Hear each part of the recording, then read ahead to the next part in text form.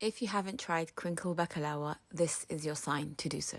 I know I say a lot of the recipes that I share are easy, so I don't know how much you'll believe me, but this truly is an easy recipe. All you have to do is make this milk and egg mixture, set it aside. You'll want to grease your tray with melted ghee, and then each phyllo pastry, add some more ghee, and then put some semolina and crinkle it as shown. Pop it in. Try to pack it as tightly as possible because the phyllo pastry does shrink in the oven, and then you'll want to add your egg and milk mixture. Make sure it's getting to all the sides, and then literally put pistachios, pop it in the oven for around 25 to 30 minutes, and make sure that the bottom is done. And then you just add your simple syrup, and that's literally it. It's such a nice, sweet, fluffy dessert that's not time consuming and just really a nice way to end your evening. Have it with some tea and enjoy.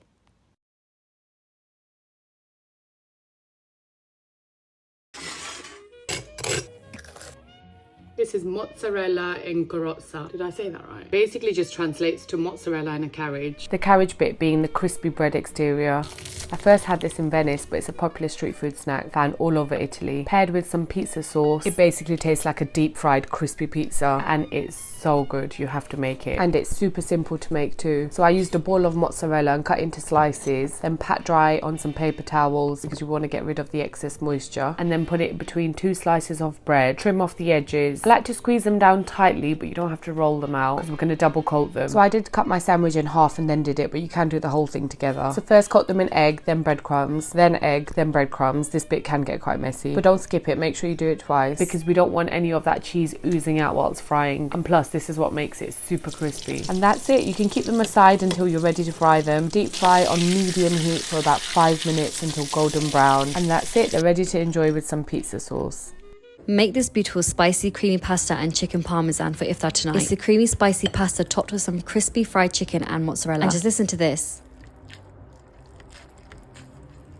It's absolutely to die for, and you guys have been asking for the recipe, and I don't want you guys to miss out. I'm so sorry for gatekeeping for so long. But now here is finally the recipe. And I've said it before and I'll say it again. If you want to seek forgiveness from someone this Ramadan, make them this dish. Honestly, they'll forgive you and love you even more. So we're going to start with the tomato base that you're going to use for the pasta and the chicken parm. So I chopped up some onion and garlic, sauteed them in oil and salt, and then I add some pepper for extra taste and texture. You want to caramelize this in like a medium-high heat like I'm doing here, and then add the passata, and that's really it. It's super easy. I boiled my pasta so early, I don't know why, but for it to not stick together, I just mixed it in some oil and let that sit. Then back to the passata tomato mix, let that cook off for 10 minutes, and then add some seasoning and let that reduce for 10 minutes again. And that's our base done for the chicken pasta and the chicken parm. So I halve some of it and reserve it on the side, and I just make the chicken pasta by adding some cream. We want tons of cream because we want it to be runny and super silky, so you see me adding loads of cream there and let it reduce. Then I add red Leicester because that's all I had, but add any cheese you want and just keep letting it reduce, and it will just darken it in colour and become rich. Just look at that. And that's the pasta done. You can eat this by yourself in all its glory. It's literally so easy to make, but I wanted to go a step further for myself this iftar because I am simply amazing, and because I bake and cook a lot, I have the ingredients on hand anyway, so I thought let me just make some chicken parmesan. So I got a chicken breast and cut it in half, and then I beat it to a pulp because we want our chicken pieces to be nice and flat so it's evenly spread when it cooks. Then I use half flour and half this fried chicken mix with extra paprika, but just use whatever you want, whatever seasonings. And I laid out another whisked egg and panko breadcrumbs just to get some extra crispiness there. So then you see me dunk the chicken pieces into the flour, then into the egg, and then you coat them into the panko breadcrumbs. And look how nice and flat the chicken pieces are. This is what you want to achieve because you want to fry it very easily and very quick. Make sure you pat on the panko breadcrumbs so it sticks on properly, and this will become so crispy and so crunchy. It's honestly just beautiful. So then I get to frying, so I fry the chicken pieces and flip that over after like 5 to 7 minutes and just let that cook through for like 15 minutes straight. Then I set that aside and do my second chicken pieces, and that is all done. Right, then we get our leftover tomato base and put that on top of the chicken. We want the chicken to maintain the crispiness, so that means you have a nice thick tomato base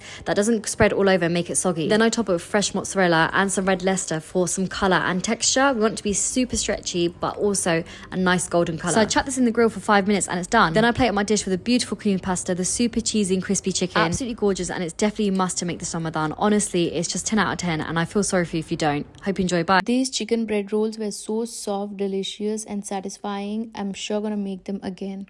For the dough, you're gonna add flour, instant yeast, salt, sugar, milk, oil and some yogurt. Knead it well and keep it in a warm place for about 60 to 90 minutes. For the filling, you're gonna saute onions, ginger garlic paste, add chicken, spices, tomato paste, and cook it until the chicken is tender. Divide the dough into equal parts, roll it with the help of a rolling pin, add the chicken filling, cheese, seal the edges, and roll it to form a smooth ball. Place the rolls on a baking tray, let them rise for a second time, egg wash, bake until they're nice and golden. Enjoy!